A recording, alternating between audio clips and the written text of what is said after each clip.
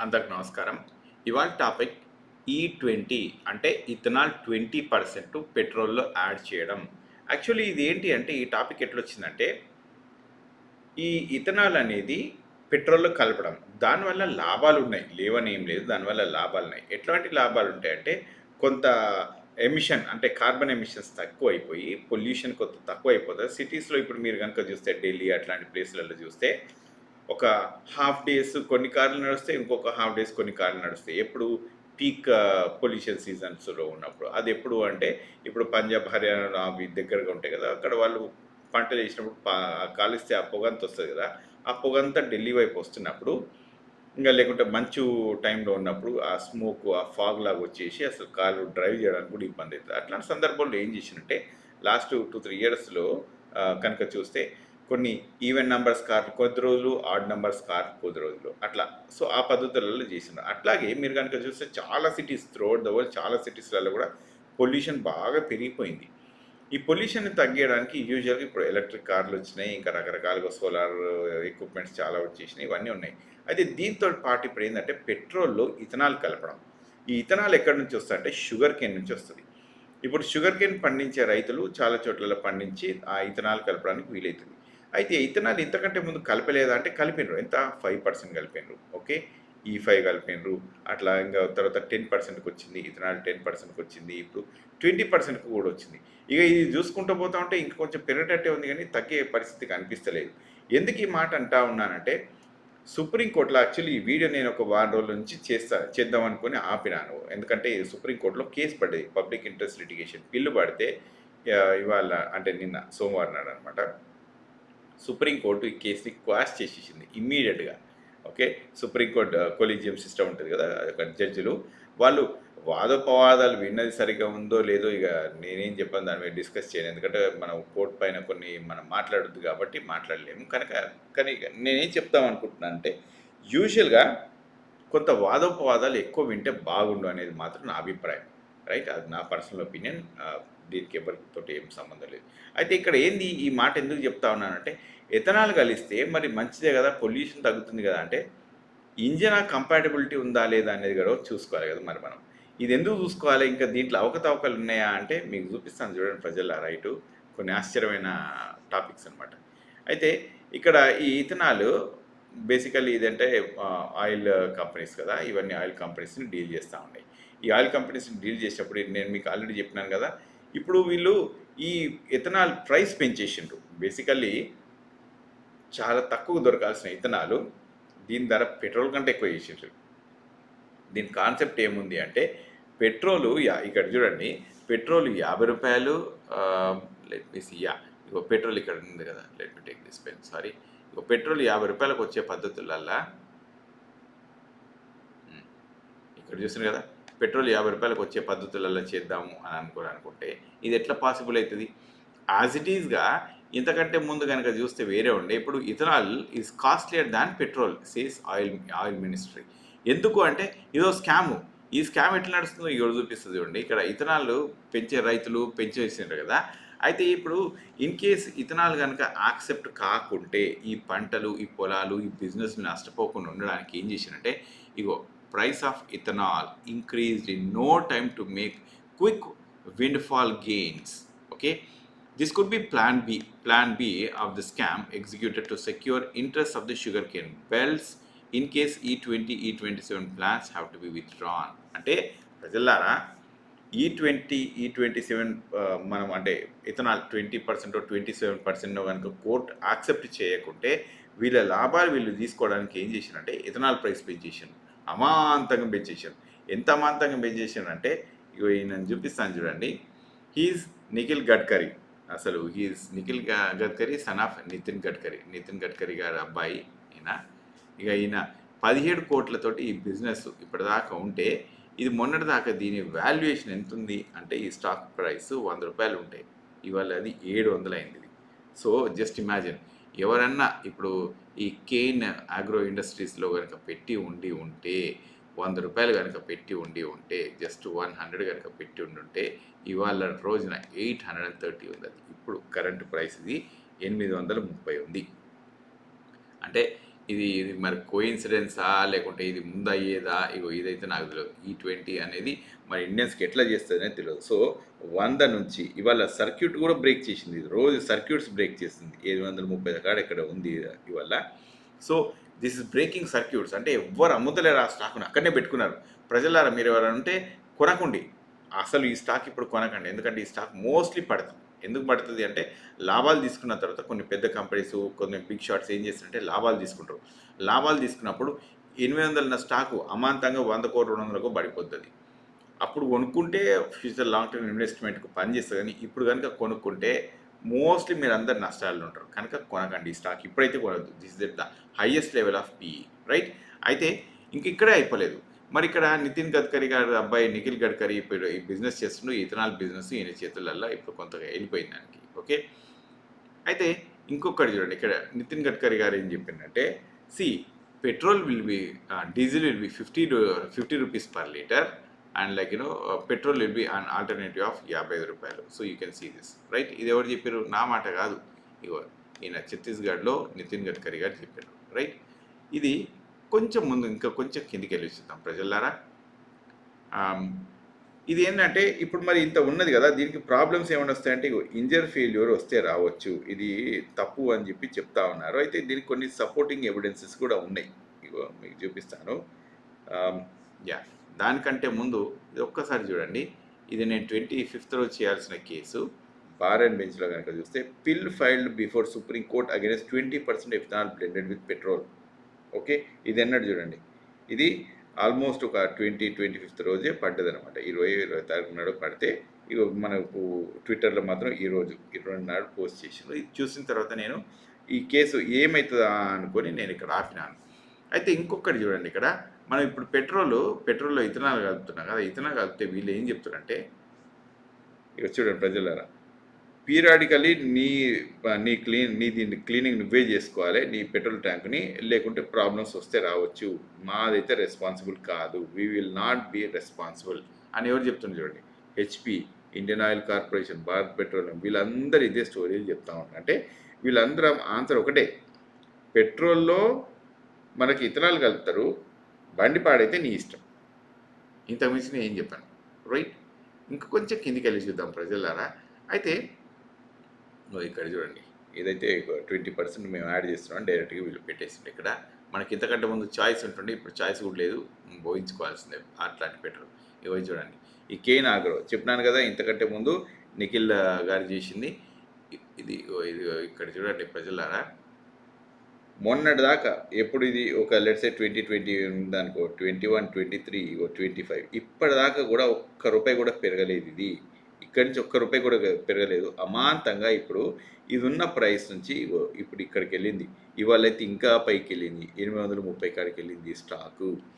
ఇక్కడ మాత్రం కొన్న వాళ్ళు నష్టపోతారు. సో ఇంత అమాంతంగా 800కు ఓకే, సున్నా ఏం కాదులే కానీ లెట్సే ఒక 20 రూపాయలు ఉంటుందేమో. ఇక్కడ 20 రూపాయలు ఉన్న స్టాకు ఎంత దూరం తీసుకెళ్తుందండి? ఇది 800 రూపాయలకి తీసుకెళ్తుంది. ఇట్లా తీసుకపోతే సామాన్యులు ఇంట్రెస్ట్ అంటే ఇప్పుడు స్టాక్ మార్కెట్ మీద కొంత ఐడియా లేని వాళ్ళు, కొంచెం డబ్బులు ఎక్కువ సంపాదించాలని కొంత ఎక్కువగా ఆశపడ్డ వాళ్ళు ఇందులో ఘోరంగా దెబ్బతింటారు.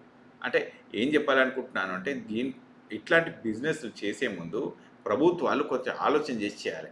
మరి ఇది మన ప్రభుత్వాలు చేసినాయా అంటే వాళ్ళు చెప్పుకుంటూ వస్తూ ఉన్నారు, లేదు మేము 2014 నుంచి చేస్తూ ఉన్నాము, అంతకంటే ముందు 1.5% ఉంటుండే, ఇప్పుడు అది చూసుకుంటా ఉంటే 20%, 25%, 27% కూడా వెళ్ళే విధంగా ఉంది.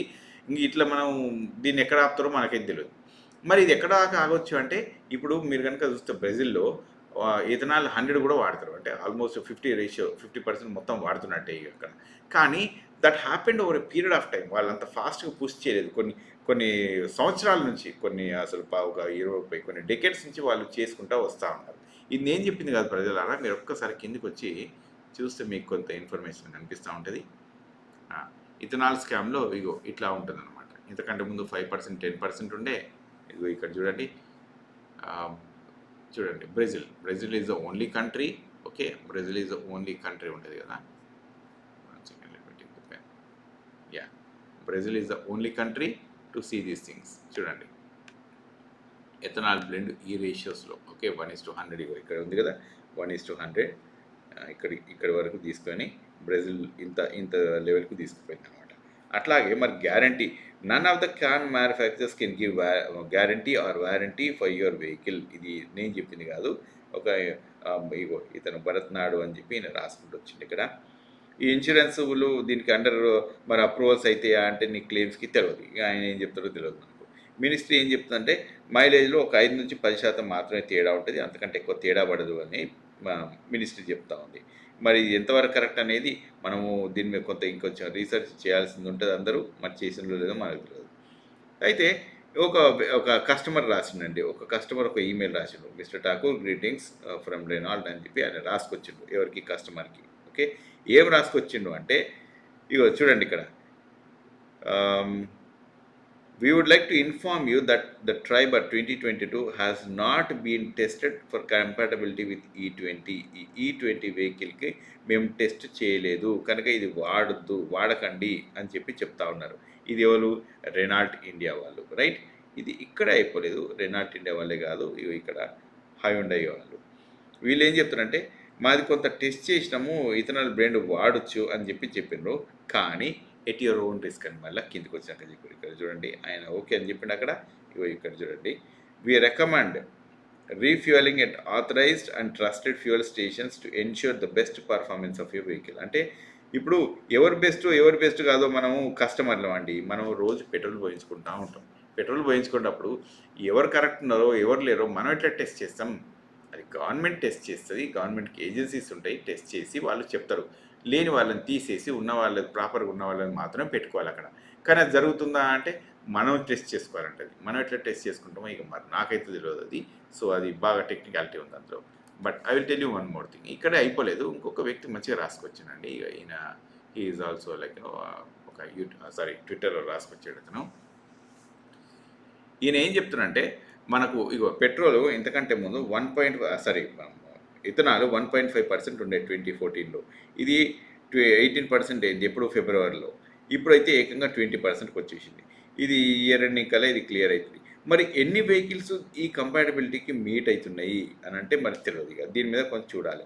ఇప్పుడు సుప్రీంకోర్టులో కేసు వేస్తే ఈ సుప్రీంకోర్టు వినలేదా తెలియదు, కానీ ఈ కేసుని మాత్రం డిశ్చార్జ్ చేసేసింది అది. అయితే ఇట్లనే కనుక చూసుకుంటే ఇప్పుడు గడ్కరీ గారు ఆయన ఒకటి చెప్తా ఉంటారు. మరి నిజమేంటుందో ఇందులో మనకు ఐడియా లేదు. తర్వాత మనము ఇప్పుడు ప్రైసింగ్ ఇష్యూస్ కనుక చూస్తే చూడండి. ఇథనాల్లో ఒక 5% ఉంటుంది, ఒకటి 10% ఉంటుంది, ఇంకోటి 20% ఉంటుంది. మరి దీనికి తగ్గట్టుగా కూడా ప్రైసింగ్ ఉండాలి కదా. లెట్సే ఒక ప్రైస్ ఏమో ₹50 పెట్రోల్, ఇంకోటి ₹55, ఇంకోటి ₹60. ఆ టైప్లో పెట్టేసుకుంటే జనాలు రిస్క్ తీసుకునే వాళ్ళు వాళ్ళకి నచ్చితే తీసుకుంటారు, లేకుంటే తీసుకోరు. ఇట్లాంటివి ఉండాలి కదా. కానీ అది లేదు. ఈ పంపు దగ్గర ఇట్లాంటి చాయిసెస్ ఉండాలి. అమెరికాలో మనకు కొన్ని ఇప్పుడు చూస్తుంటాం కదా రోజు పెట్రోల్ పోయించుకునేటప్పుడు. ఇంకా సూపర్, ప్రీమియం ఆ టైప్లో ఉంటాయి అనమాట. ఒక 2-3 పద్ధతులలో నీకు ఏ పెట్రోల్ కావాలంటే ఆ పెట్రోల్ పోసుకోవచ్చు, వెళ్ళొచ్చు. దానికి తగ్గట్టుగా కాస్ట్ ఉంటుంది. ఎందుకంటే దాని ఫిల్టర్స్ అవన్నీ ఒక పద్ధతులలో నడుస్తూ ఉంటాయి. మరి అట్లాంటిది కూడా మన దగ్గర ఇప్పుడు ఇతరాలు ఇంత పర్సెంటేజ్ అనేది కనుక ఉంటే మనం రిస్క్ తీసుకునే వాళ్ళు తీసుకుంటారు. లేదు నాకు ఇథనాల్ అంత పర్సెంటేజ్ నేను పెట్రోలే పోసుకుంటా దాంతో పోతా అంటే మరి దాంతో పోయే వాళ్ళే ఉంటారు. ఎందుకంటే ఇప్పుడు ఇథనాల్ని టెస్ట్ చేయగలగాలి. ఇది ఎంత ప్రాపర్గా టెస్ట్ ఉందో లేదో తెలియదు. ఈ మెషిన్స్కి ఎంత ప్రాపర్గా వస్తాయో లేదో తెలియదు. సో ఎవరింత మిక్స్ చేస్తారో తెలియదు. తర్వాత దీనికి ఇంకొకటి ఏంటంటే ఇప్పుడు పెట్రోల్ అనేది ప్రపంచం త్రూఅవుట్ ద వరల్డ్ ఒక ప్రైస్ ఉంటుంది. దానికి ఆ ప్రైస్ ప్రకారమే పోతూ ఉంటుంది. ఇథనాల్కు మన కంట్రీలో అవైలబిలిటీ ఉండకపోవడం మీదకి వెళ్ళి తలకాయ నొప్పి ఉంటుంది. ఒకసారి వర్షం పడుతుంది, పడది, ఆ ప్రాబ్లమ్స్ ఉంటాయి. తర్వాత ప్రొడక్షన్ ఎట్లన్నా ఏ విధంగానన్నా ఇంపాక్ట్ అయిందంటే మళ్ళీ ఇథనాల్ ప్రైస్ పెరిగి మళ్ళీ పెట్రోల్ ప్రైస్ పెరుగుతుంది. సో ఓవరాల్గా కనుక చూసుకుంటే ప్రజలారా ఇది ఎంతవరకు సమంజసం ఉంది అని అంటే దీన్ని ప్రాపర్గా అనలైజ్ చేసి ప్రాపర్గా తీసుకొచ్చి ఇంత ఎవ్రీ ఇయర్ మనకి ఇంత షుగర్ కేన్ నుంచి ఇంత వస్తుంది అనేది చూడాలి. షుగర్ కేన్ రావడానికి నిజంగా దానికి వాటర్ కూడా చాలా అవసరం. ఇవాళ రేపు చూస్తూ ఉంటే ఒక్కొక్కడనే ఫుల్ వరదలు వస్తున్నాయి, ఒక్కొక్కడ ఫుల్ డ్రాట్ సీజన్ ఉంటుంది. దీంతో ఎంత ప్రొడక్షన్ ఉంటుంది. ఇలా అగ్రికల్చర్ ల్యాండ్ తీసుకుపోయి ఇప్పుడు మనం ఏదో పంట పండించాల్సింది, కూరగాయలు అన్నం పండించాల్సింది తీసుకుపోయి అంటే వరి అట్లాంటివి పండించాల్సింది తీసుకుపోయి షుగర్ కేన్ వేసినాం అనుకో, మరి అది ఫుడ్ ప్రైసెస్ పెరగదా? మరి ఫుడ్ ప్రైసెస్ ఏ లెవెల్కి పెరుగుతుంది అని అంటే మనకు తెలియదు. ఎందుకంటే ఇవాళ రేపు ప్రజలారా మనకు కమర్షియల్ క్రాప్కి చాలా కాస్ట్లీ అయిపోయింది. ఎందుకు ల్యాండ్ చాలా కాస్ట్లీ అయిపోవడంతో ఏమైందంటే కమర్షియల్ క్రాప్స్ కానీ అసలు పంట పండించే వాళ్ళు కానీ బాగా తగ్గిపోయినారు.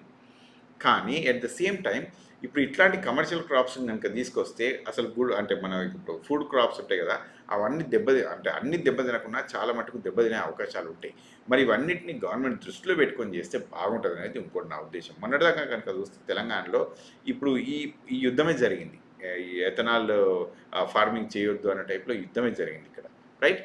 ఇంకా చాలామంది రైతులు దాన్ని అపోజ్ చేసినారు, చాలామంది ఉంచిండ్రు, అట్లా ఇంకా గందరగోళ పరిస్థితి నడిచింది. కొంచెం కిందికి వెళ్ళి చూద్దాము. ఇప్పుడు మనకు ఇవి అయిపోయినాయి. ఇప్పుడు ఈ ఓఈఎం అంటే ఇప్పుడు ఒరిజినల్గా ఇదేంటంటే ఈ ఇంజన్, ఓకే, ఒరిజినల్ ఇంజన్ ఎట్లుందో ఆ కంపాటబిలిటీ లిస్ట్లో చూసుకునేది ఉంటుంది, లేకుంటే దీన్ని అడ్జస్ట్ చేసేది ఉంటుంది. అడ్జస్ట్ చేయడం కొన్నిసార్లు ఈజీగానే ఉంటుంది, మరి కొన్నిసార్లు కొంత కాస్ట్లీగా కూడా ఉంటుంది. ఇప్పుడు ఆ అడ్జస్ట్మెంట్లు కనుక చేసుకోకపోతే, అంటే ఇప్పుడు పెట్రోల్ ఉంటుంది కదా, దానికి దాంట్లో లోపల చిన్న చిన్న అడ్జస్ట్మెంట్లు చేస్తే ఈ కంపాటబిలిటీ వస్తుంది ప్రతి కార్కి కూడా, ఓకే.